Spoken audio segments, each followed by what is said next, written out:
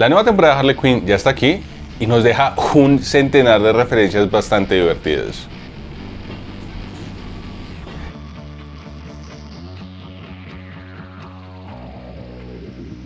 Si no saben cómo iniciar esta semana, nuestra primera recomendación es que se pongan ya mismo a ver Max y vean el primer capítulo de la nueva temporada de Harley Quinn, porque la serie animada de DC es quizás uno de los mejores precedentes que tenemos de cómo contar bien una historia de forma diferente de un personaje que sabemos prácticamente todo. Y a pesar de que la primera temporada de por sí ya tiene bastantes cosas divertidas y notorias, nos pareció importante en este capítulo de Dentro.co entregarles a ustedes un listado de algunas de las mejores y más divertidas referencias que trae el primer capítulo de la nueva temporada. ¿Empezamos? Comencemos por uno de los más divertidos, y es el hecho de que las Gotham City Sirens, que es el grupo que se formó al final de la temporada anterior, ya está disuelto para el inicio de la nueva temporada. Y aunque esto puede parecer un juego interesante, considerando que básicamente en la anterior temporada había preparado el terreno para este nuevo grupo de heroínas de Gotham, y lo interesante es que esto termina siendo básicamente un reflejo de lo que ocurrió con la historia original de las Gotham City Sirens. La historia fue creada en 2009, básicamente para darle protagonismo a Harley Quinn, Poison Ivy y Catwoman en su propia historia, pero luego terminó siendo descartada después de una serie de capítulos. Y lo más interesante es que incluso cuando hubo reinicios de universo, eventualmente este grupo fue básicamente olvidado por el universo general de DC, siendo reemplazado por su versión mucho más popular, que fueron las Birds of Prey, que también es uno de los chistes que se menciona en la temporada anterior. Entonces, si están desilusionados por el hecho de no haber visto nada de acción de las Gotham City Sirens, créanme que no se perdieron nada, o al menos lo que la historia, la serie animada quiere darnos a entender es que no nos perdimos mucho de este trío de superheroínas, cuarto contando a Oracle en la serie animada. Y aquí viene una de mis referencias favoritas de todo el capítulo. La historia del primer capítulo nos muestra a Harley y a Poison Ivy yendo a visitar un museo en honor a Superman, y el museo en general tiene un montón de referencias bastante interesantes de la historia de superhéroes, comenzando por una toma en la que vemos lo que parece ser una exhibición de trajes icónicos de Superman, y hay varios trajes aquí que me llaman mucho la atención porque son no solamente referencias bastante ocultas, sino son algunas que sin duda muestran el amor que tienen los productores por la serie original. Tenemos un traje que muchos reconocerán, que es el traje de recuperación, reconocido por ser básicamente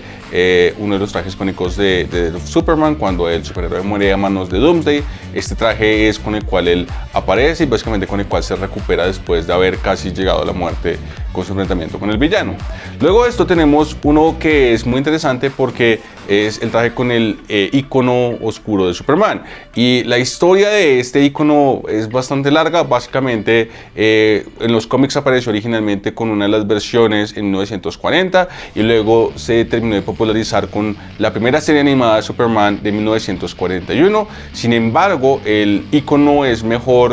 quizás más conocido por la aparición en el traje de Superman en Kingdom Come, en el cual vemos una versión mucho más adulta de Superman, y que fue la que terminó de popularizar este icono, que luego terminaría siendo replicado en algunas series live action, como por ejemplo fue la de Legends of Tomorrow. Luego de eso tenemos un traje que quizás no parezca muy conocido, pero es básicamente la armadura espacial de Superman. Y la armadura espacial de Superman es quizás mejor conocida por ser parte de la serie animada de Superman, así como la serie de Justice League y Justice League Unlimited. En esta versión, por alguna razón, Superman no podía, al menos en todos los capítulos, respirar en el espacio, lo que se ha convertido básicamente en un poder natural del personaje, pero en esta versión no lo podía hacer. Y utiliza esta armadura, este traje de armadura, usualmente cuando tiene que encontrarse en algún tipo de batalla en el espacio. Pero quizás este es el último traje que para mí es el más interesante, y es el de Superman Brave New Metropolis. Y muchos quizás no lo conozcan, pero la razón es porque solamente pertenece a un capítulo de la serie animada de Superman de Warner. En este capítulo lo que ocurre es que Lois Lane termina viajando a una versión paralela de la Tierra, en la cual ella fue asesinada por Intergang, que es básicamente esta mafia de supervillanos en el universo de DC. Después de ser asesinada, lo que ocurre es que Superman termina aliándose con Lex Luthor para básicamente convertirse en un vigilante de la ciudad y eliminar de forma bastante violenta y cruda todo el crimen en la ciudad, garantizando que nada de lo que le pasó a Lois Lane puede ocurrir de nuevo. Es un capítulo bastante interesante que nos muestra qué ocurriría si Lex Luthor y Superman terminaran aliándose y si Lex terminara influenciando algunas de las peores partes de Superman. Es casi como una versión alterna, una versión previa a lo que terminaría siendo Injustice. Bastante interesante y me encanta que hayan puesto esta referencia en uno de los capítulos que quizás son un poco más oscuros del show, pero que es de mis favoritos. Y hablando de referencias a la serie animada, tenemos otro guiño a otro de los excelentes capítulos de las series animadas de DC, también haciendo alusión a otro universo paralelo.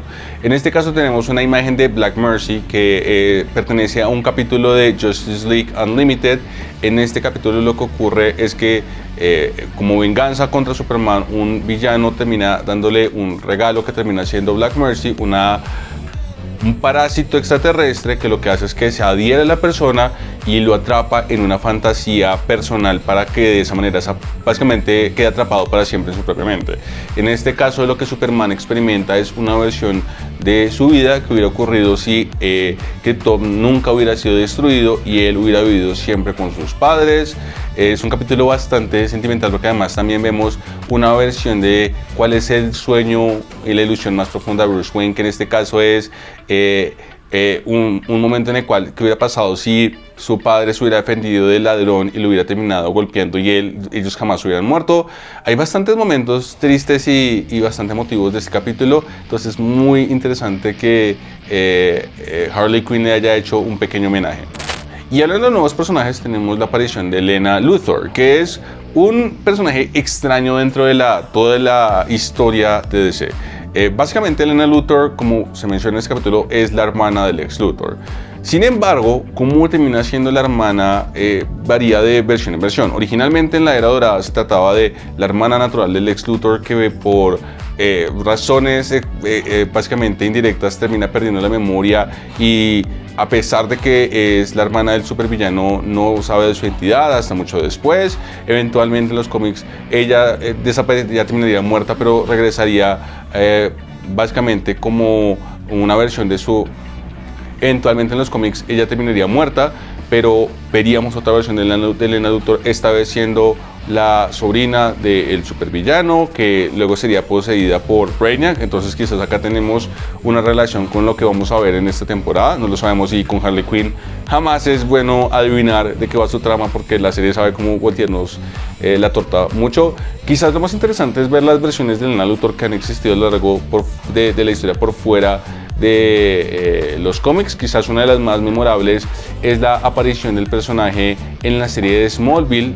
en la cual ella apareció con el nombre de Tess Mercer originalmente, y a lo largo del show se convirtió en básicamente el equivalente a Lex Luthor cuando el actor que lo interpretaba decidió abandonar la serie, solamente regresando para el capítulo final, en el cual es él el que se encarga de matarla, no sin antes ella eliminando su memoria y básicamente explicándonos por qué Lex Luthor no conocía sobre la identidad de Superman o no recordaba sus tiempos como cuando eran amigos en Smallville. Es un detalle bastante interesante sobre la historia del personaje.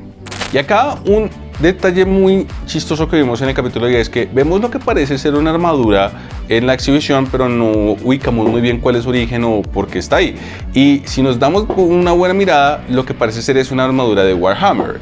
lo que no tiene mucho lugar y mucho sentido dentro del universo de DC. Hasta que tú recuerdas que uno de los Supermanes más famosos hasta el momento es el de Henry Cavill, y Henry Cavill es mejor conocido por ser un ñoño de magnitudes extremas, siendo particularmente fan de Warhammer. Entonces lo que estamos viendo acá es básicamente una armadura de Warhammer en un homenaje a Henry Cavill, que es uno de los actores que, a pesar de que las películas no sean tan queridas, él particularmente es bastante querido como la versión de Superman. Es un detalle bastante interesante que encontramos. Conectado con las películas también tenemos este chiste de Call Me Martha, que es básicamente cuando Lena dice que Bruce tiene esta manía de querer que ella se llame Martha en las noches cuando están en la cama, lo cual es un poco perturbador considerando que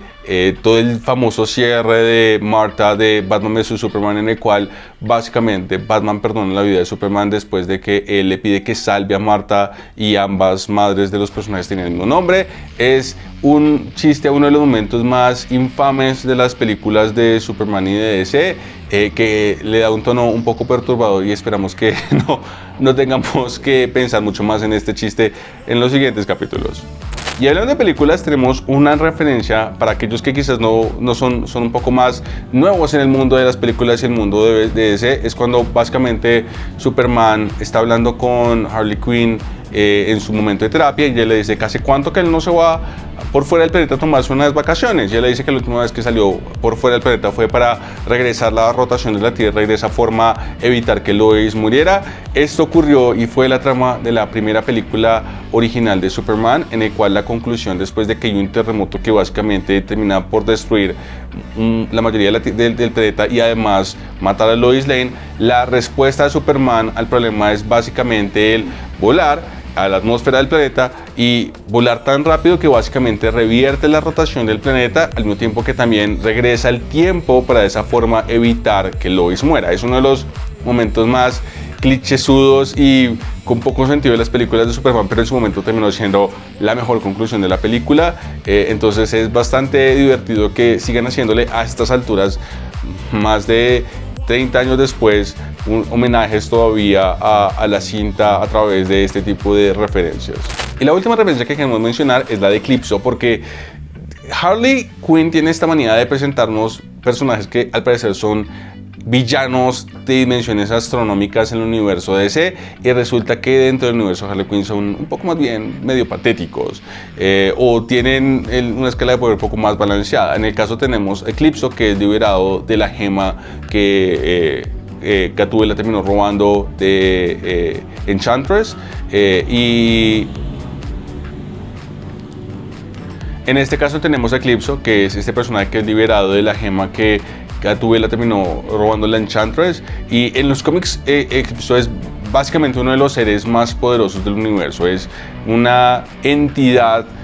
con la misma escala de poder que el espectro, básicamente la representación de la ira de los dioses, y su nivel de poder es tal que él es capaz de poseer los cuerpos de algunos de los héroes más poderosos de DC, incluyendo el mismo Superman. Sin embargo, en la serie de Harley Quinn vemos que el villano es despachado de forma extremadamente rápida con tan solo un batazo de la heroína, antihéroe, no sé cómo definirla en estos momentos. Entonces es bastante interesante ver cómo uno de los grandes villanos de DC termina teniendo la versión de Thanos en What If, solamente que en este caso en el universo de Harley Quinn. Y estas son algunas de las referencias que encontramos en el primer capítulo de Harley Quinn. Hay alguna que hayamos olvidado, los leemos en los comentarios y estén pendientes, porque la idea es hacer este tipo de análisis de cada capítulo, que seguramente nos va a botar más referencias y chistes internos del universo de DC y de Superman en los próximos episodios. Nos vemos en la próxima, y recuerden que si les gusta este tipo de contenido pueden suscribirse y activar la casilla de notificaciones. Hasta luego.